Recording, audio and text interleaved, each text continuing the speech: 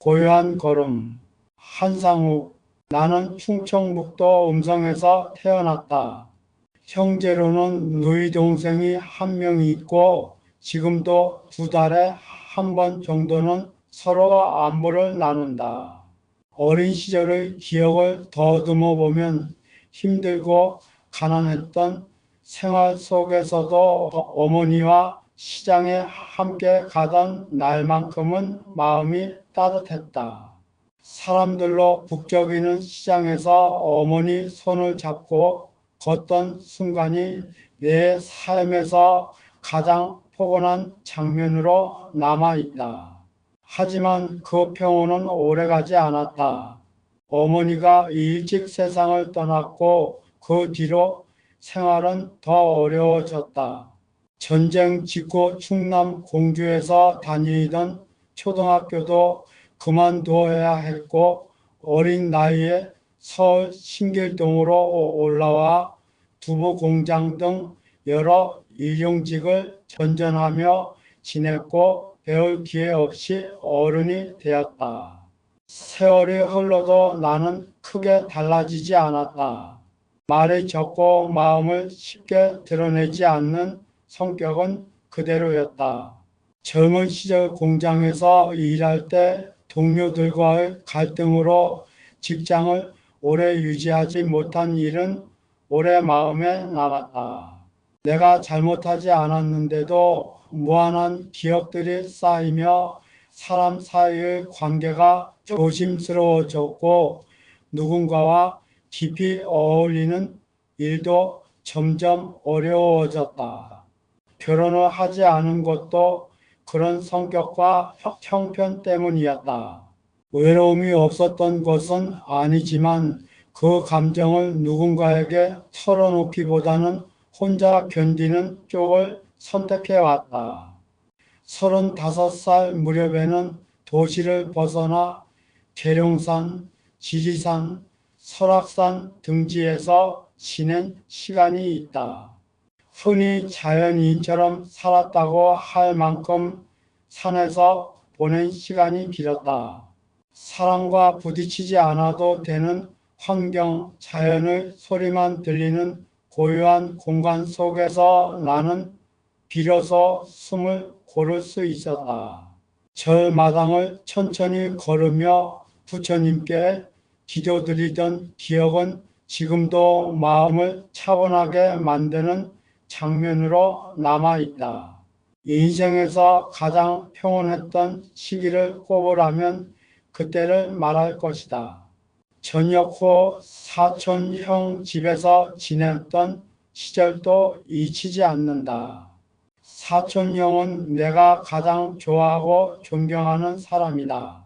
어머니를 잃고 막막했던 시절 밥을 챙겨주고 좋은 말로 버틸 힘을 주었던 유일한 어른이었다.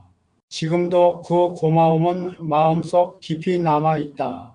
시간이 지나면서 나는 건설 일용직으로 생계를 이어갔다. 하루 벌어 하루를 살아가느라 크게 삶을 꾸밀 여유는 없었지만 그 와중에도 스스로 책을 사서 불교를 공부하곤 했다. 세상과 마음을 이해해 보려는 마음에서였고 언젠가 다시 태어난다면 공부를 많이 해서 학자가 되고 싶다는 생각도 종종 했다. 살아온 시간이 길수록 배움이 얼마나 소중한지 점점 더 실감하게 된다. 2018년에는 대장암과 췌장암 수술을 받았다. 치료 과정은 고통스러웠고 항암과 검사를 반복하다 보니 몸이 지쳐갔다. 시간이 흐르면서 병원에 가는 것조차 부담스러워져 방문을 멈추기도 했다. 몸이 예전 같지 않다는 건 누구보다 내가 잘 알고 있다. 쉽게 피로해지고 절제가 잘 안 되는 날도 있다. 그래도 걷기만큼은 매일 하려고 한다. 걷기 운동은 하루 중 가장 기다려지는 시간이고 그 몇 분의 걸음이 내 마음을 붙잡아준다. 남문시장과 남문공원을 천천히 걸으며 생각을 정리하면 마음이 조금 가벼워진다. 혼자 살아온 시간이 길어 외로움이 없다고 하면 거짓말이다. 담당 사회복지사 선생님과의 상담 중 너무 가난하게 자라 배운 게 없고 사회생활도 제대로 하지 못해 외롭다는 말을 한 적이 있는데 그 말은 오랫동안 누구에게도 꺼내지 못했던 속마음이었다. 그렇다고 과거로 돌아가고 싶지는 않다.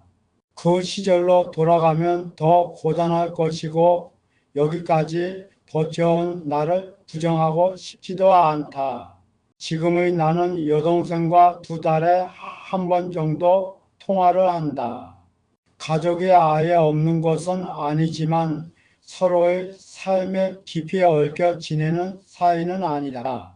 주변에 가까운 지인이 거의 없다 보니 산책과 담배는 오래전부터 내 감정을 달래는 방식이 되었다. 마음이 무거워지는 날이면 담배 한 개비를 피우거나 공원을 천천히 걸으며 생각을 정리한다. 누군가에게 말할 곳이 없을 때는 이런 시간이 오히려 위로가 되곤 한다. 올해 복지관 프로그램에 참여하면서 새로운 사람들과 잠시 연결되었다. 누군가 먼저 내 이름을 부르고 몸 상태를 물어주는 경험은 오래 겪지 못했던 일이다. 특히 봉사자는 생활지원사와도 알고 지내던 사이여서 처음부터 벽 없이 다가올 수 있었고 말수가 적은 내 성향을 존중하며 서서히 관계를 만들어갔다. 이런 인연은 내게 드문 경험이었고 그래서 더 소중하게 느껴졌다. 프로그램 안에서 마음이 위축된 순간도 있었다. 송영 차량 안에서 한 참여자가 담배 냄새가 난다고 말했을 때 나는 단순히 무안함을 넘어서 오래된 상처가 다시 건드려지는 느낌을 받았다. 과거 일터에서의 갈등, 사람 사이의 어색함, 대화를 하다가 생겼던 부정적 기억들이 한꺼번에 떠올랐다. 그 이후 참여 안내를 받았을 때 가고 싶지 않다고 말하며 참여를 거부했다. 하지만 담당자와 봉사자는 나를 재촉하지 않았다. 감정을 먼저 이해하고 참여 시간을 조정해 보자는 제안을 건넸다. 누군가 나의 속도를 존중해 준 경험은 오랜만이었다. 나는 관계를 빠르게 맺지 못하는 사람이다. 기대가 크면 실망도 컸던 경험들이 많아서다. 그래서 도움을 받을 때면 미안함이 먼저 들고 누군가 조언을 건네면 조용히 고개를 끄덕이는 편이다. 그렇다고 사람을 멀리하고 싶은 것은 아니다. 그저 속도가 느릴 뿐이다. 올해 복지관과 봉사자를 통해 느끼게 된 작은 변화는 그런 나에게 더욱 크게 다가왔다. 누군가 내 이름을 불러주고 안부를 묻고 내 이야기를 듣고자 하는 태도는 혼자 사는 나에게 조용한 위안이 되었다. 앞으로의 바람은 크지 않다.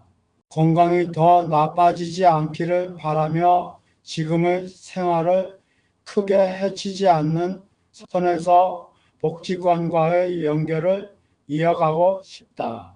예전처럼 모든 것을 혼자 감당하는 방식만 고집하지 않고 필요하면 도움을 조금 더 받아볼 생각이다.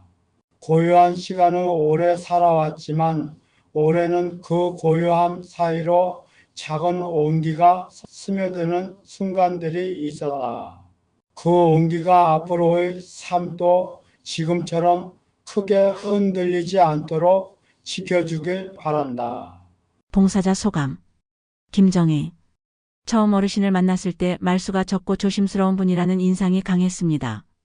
하지만 시간이 지나면서 그 침묵 속에 담긴 진심을 조금씩 느낄 수 있었습니다. 어르신은 작은 것에도 고맙다고 말했고 혹시라도 누군가에게 부담이 될까 조심스러운 태도로 대화를 이어가셨습니다. 시간이 지나며 어르신은 예전보다 훨씬 많은 이야기를 들려주기 시작했고 표정도 한결 부드러워졌습니다. 그런데 송영 차량에서 있었던 일로 마음이 다치셔서 미술 프로그램 참여를 중단하게 되었을 때 저는 많이 아쉬웠습니다. 어르신이 조금씩 마음을 열고 지역사회 안에서 다른 어르신들과 어울려보려던 시기에 다시 한번 상처를 받으신 것 같아 안타까웠습니다.